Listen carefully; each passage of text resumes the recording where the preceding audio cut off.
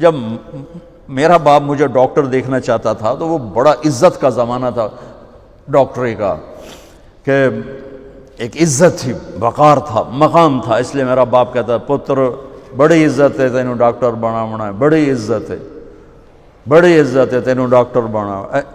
اچھا، وہ دیہاتی آدمی تھے، دو باتیں کہتے تھے، بڑی عزت ہے بڑا پیسہ ہے، بڑی عزت ہے بڑا پیسہ۔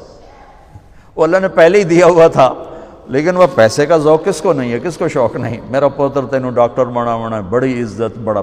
اور جب میں نے 3 دن کے لیے گیا، یہ گورنمنٹ کالج لاہور پڑھتا تھا، سینٹر ماڈل سے میٹرک کیا، گورنمنٹ کالج یہ ہمارا جو راوی اب تو یونیورسٹی بن گیا، تو 3 دن کے لیے میرا ایک دوست مجھے ایسے کھینچ کے لے گیا، وہاں سے اللہ نے میرے 4 مہینے کروا دیے۔ 4 مہینے کے آخر میں ایک نوجوان نے کہا تو ڈاکٹر بن کے کیا کرے گا، تو عالم بن جائے۔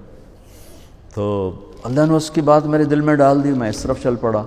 جب میں نے گھر آ کے بتایا تو میرے باپ، اچھا اس دور میں ڈاکٹر ایک قداور شخصیت تھی اور مولوی ایک پست ترین گندگی کا کیڑا، یہ کیفیت تھی۔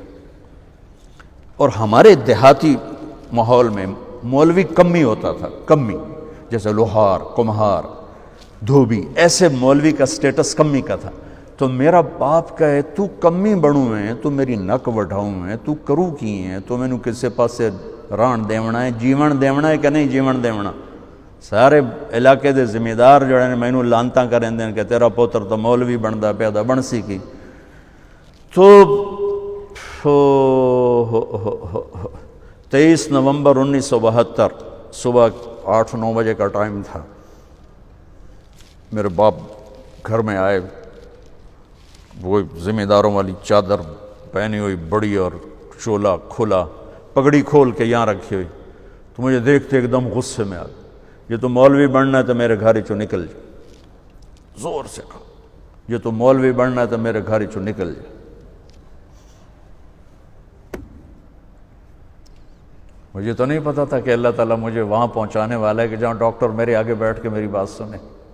مجھے تو اس وقت پتہ نہیں تھا کیا ہونے والا ہے میرے ساتھ۔ میں تو اسی طرح ہی نکلا تھا کہ ٹھیک ہے جی میں تیار ہوں۔ تو میرے باپ کی شدت دیکھ کر میری ماں نے مجھے الگ کر لیا کہ تو جا، کوئی نہیں، اللہ تیرا ساتھی ہے۔ 300 روپیہ میں نے دیا، 300 روپیہ بڑی بڑی دولت ہے اس وقت، میں نے 300 روپیہ دیتا کہ جا اللہ تیرا وارث ہے۔ تو میں رائمنڈ آ گیا، یہاں میں تعلیم حاصل کرنے لگا، 8-9 سال یہاں پڑھا۔ سال 2 سال کے بعد میرے باپ بھی بالکل راضی ہو گئے، بہت ہی راضی ہو گئے تھے، بہت ہی راضی ہو گئے تھے۔ اس وقت امیج ڈاکٹر کا ایک بہت باعزت تھا۔ میں ہاتھ جوڑ کے رو کے کہتا ہوں کہ اب ڈاکٹر ایک کاروباری نظر آتا ہے، وہ بھی پیسے کے پیچھے ایسے ہی بھاگ رہا ہے جیسے مال روڈ کا تاجر بھاگ رہا ہے، جیسے لبرٹی مارکیٹ کا تاجر پیسے کے پیچھے بھاگ رہا ہے، وہ بھی ایسے ہی بھاگ رہا ہے۔ کوئی جائز کمائی، جائز محنت کا صلہ لینا کوئی منع تھوڑا ہے، وہ آپ کے رزق حلال ہے۔ میں کینیڈا میں گیا ہوا تھا، میرے یہ سر درد بہت شدید ہوتا ہے، تو وہاں وہ بوٹاکس نیا طریقہ ٹیکے لگاتے ہیں، تو کچھ دن گزر جاتے ہیں، تو مجھے پتہ نہیں تھا یہاں کوئی لگاتا ہے کہ نہیں لگاتا۔ تو میں کینیڈا گیا، وہ جاننے والے ڈاکٹر تھے پاکستانی، تو پارکنسن کے 5 بڑے ڈاکٹروں میں ایک ان کا نام آتا ہے۔ تو وہ ان کے کلینک میں بیٹھا ہوا تھا اور بات چلتے چلتے تو یہ ایسی ایک پینسل پڑی ہوئی تھی ان کے ٹیبل پر، تو وہ یوں پینسل اٹھا کے مجھ سے کہنے لگے مولانا یہ ایک پینسل میں کسی کمپنی کے ایجنٹ سے لے لوں تو میں بلیک لسٹ ہو جاؤں گا، ایک پینسل میں کسی کمپنی کے ایجنٹ سے لے لوں تو میں بلیک لسٹ ہو جاؤں گا، میں کلینک نہیں کر سکتا اس کے بعد۔ تو آپ ڈاکٹر بنے، تاجر نہ بنے، ڈاکٹر بنے، آپ مسیحا بنے۔ اللہ کی قسم مریضوں کی دعائیں آپ کی نسلوں کو نہال کر دیں گی۔ اگر آپ صرف تاجر بن گئے تو ٹھیک ہے 4 پیسے تسی وٹ لینے، لیکن پتہ نہیں آگے نسلوں کا کیا ہوگا۔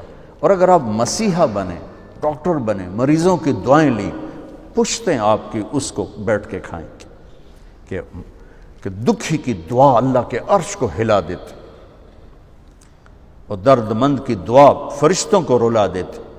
اب وہ ہستیاں ہیں جو درد مندوں کی دعائیں روزانہ لے سکتے اور صرف آج کا دن نہیں گزار سکتے، آپ اپنی نسلوں کو خوبصورت فیوچر دے کے جا سکتے کہ دعاؤں کی طاقت موت کے بعد بھی چلتی رہتی۔